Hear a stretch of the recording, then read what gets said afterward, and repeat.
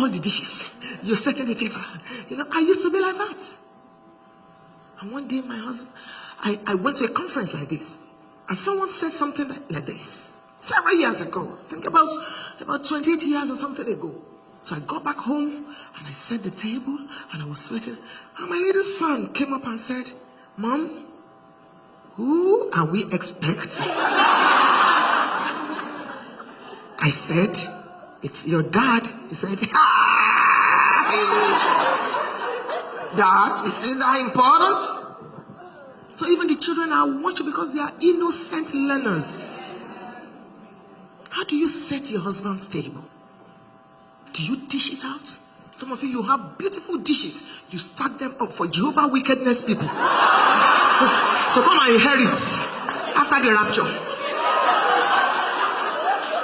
The same plate your husband has been using to eat since Canada was founded. It's still the same plate. It's old, it's rickety, it's still the same plate. Same set of cutlery. Excuse me, go out and change. Go out and change and buy new sets and change regularly. My husband's seat is different. I'm a pastor's wife. My dining set has 14 chairs. We always have a crowd. My husband's seat is different, and you dare not sit on it. He's a king in this kingdom. He faces his pressures and ministry and all that. So when he comes home, I want him to come to his kingdom, his empire, with expectation. His tension is bursting. He's happy. He's looking forward. When last did you receive your husband or welcome him with a bouquet in your hand? At the door.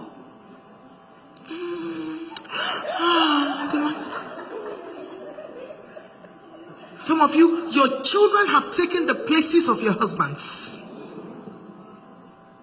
And you keep making sure that children come in between you. Don't finish that meal. It's my husband. That yogurt is for my children. And your husband is wondering. Every time, my children. In 25 years' time, those children will have gone.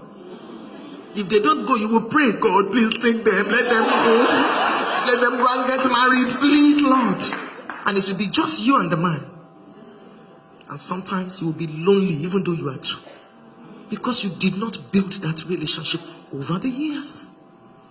So it's important for you to please feed the man correctly.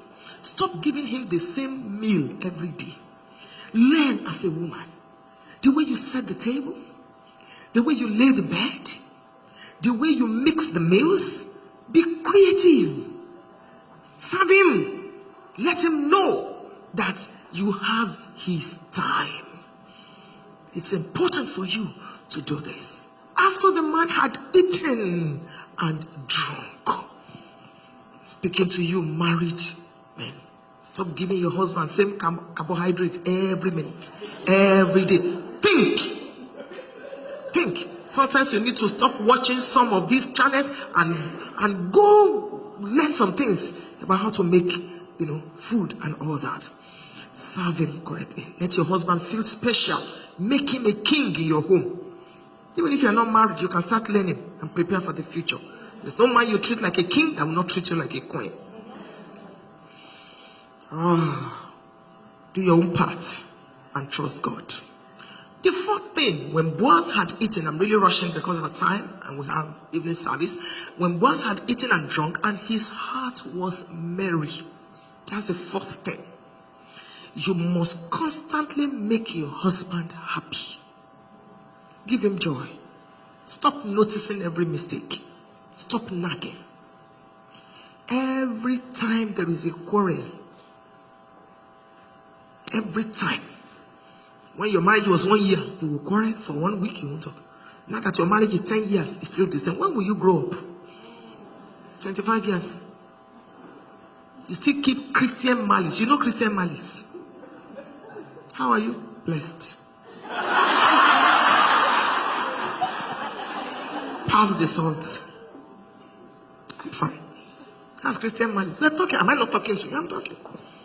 If the rapture comes, that's not right. Let him be happy. Make him happy. When last did you tickle your husband? When last did you put a little fish in your mouth and he just tiptoed and you came from the back and you put it in his mouth? When last did you do that? You know, sometimes I just move towards my husband and I just tickle him. And he does like that. I say, you are not even a virgin.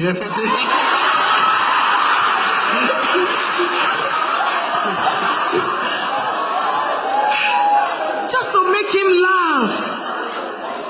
Just to make him happy. When last did you do that? When last did you pillow your head on your husband's chest while he's watching Arsenal and Barca? When last?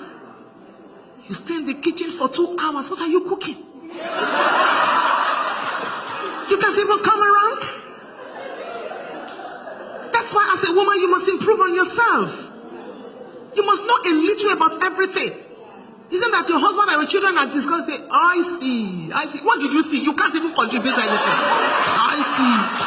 You don't even know the name of any club. You don't even know. Say, when they say Barcelona, say, is it the wife of Obama?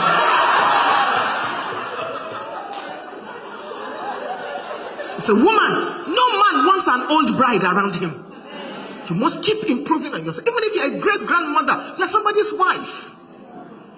And it is your responsibility to make that man happy. Make him laugh. Stop dwelling on all his mistakes.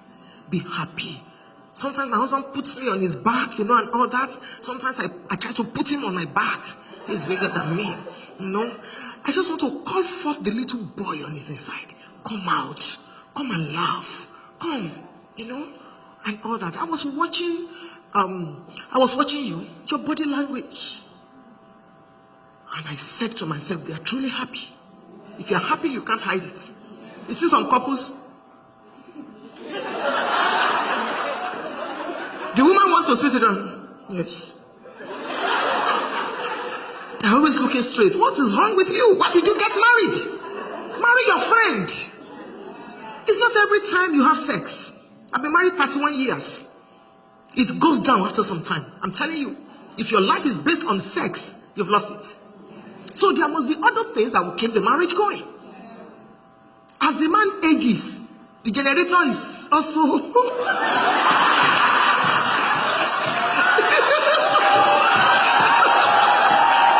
It's true. When we're newly married, you could have sex 4 times a day. In the kitchen, in the bathroom, anyhow, anywhere.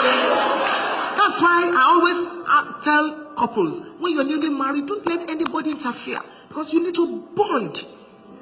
It will tell in the evening of your marriage. It will tell in later years. Sex is like the water that mixes the sand and the cement in building. So you must have it anywhere. It doesn't have to be initiated by the man. It's a sign of immaturity to say, until my husband, I don't want to appear cheap. Excuse me, you are living in Stone Age. It's your husband, it's your marriage. Because some of us we have African backgrounds. You don't want to say, I want sex. Okay, let me teach you what to say.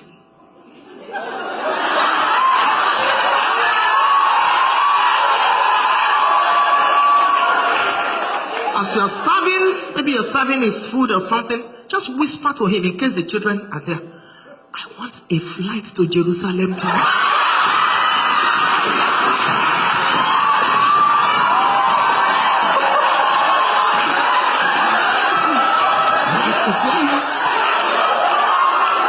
The man understands. Or you say to him, tonight, I'd like you to make deposit without withdrawal. He knows what we're talking about. Coin your own language. Coin your own language. Hallelujah.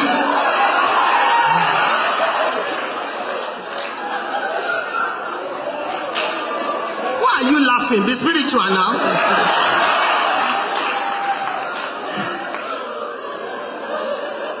So, the man's heart was merry.